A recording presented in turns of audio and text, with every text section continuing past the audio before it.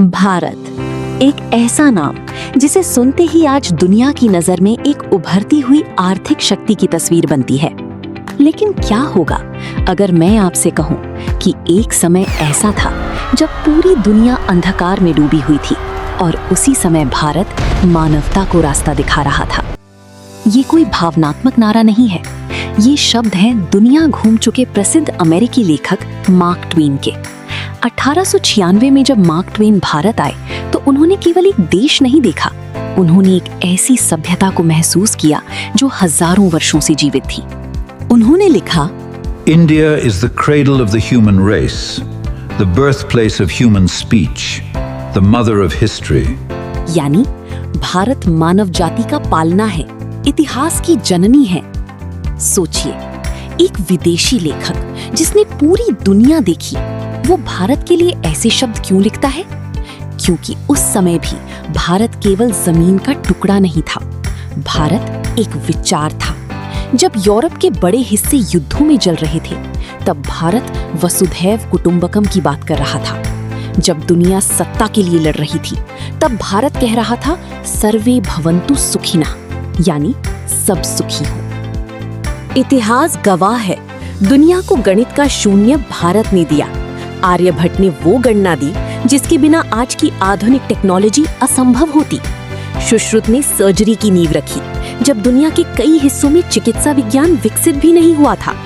तक्षशिला और नालंदा जैसे विश्वविद्यालयों में दुनिया भर से विद्यार्थी पढ़ने आते थे, और यही वो भारत था जहां से योग निकला, आयुर्वेद निकला, ध्यान निकला और आत्मा को समझने की वो चेतना निकली जिसे आज पूरी दुनिया अपनाने लगी है।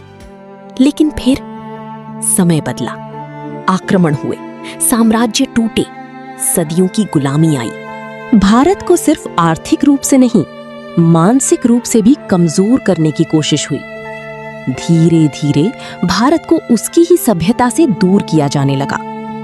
और शायद यही कारण है कि आज कई लोग भारत को केवल एक डेवलपिंग कंट्री के रूप में देखते हैं। लेकिन सवाल ये है, अगर भारत सिर्फ एक साधारण देश था, तो हजारों साल की गुलामी, असंख्य आक्रमण और लगातार संघर्ष के बावजूद ये सभ्यता आज तक जीवित कैसे है?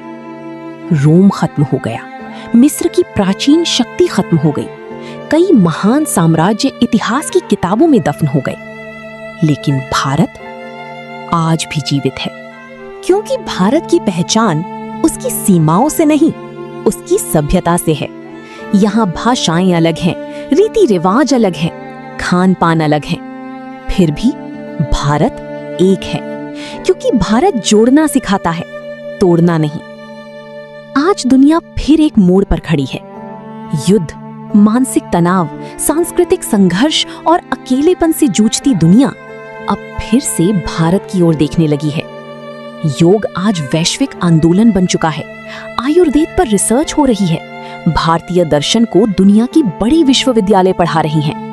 और शायद इसीलिए मार्क ट्वेन ने भारत को the one land that all men desire to see, यानी वो भूमि जिसे हर इंसान देखना चाहता है, कहा था।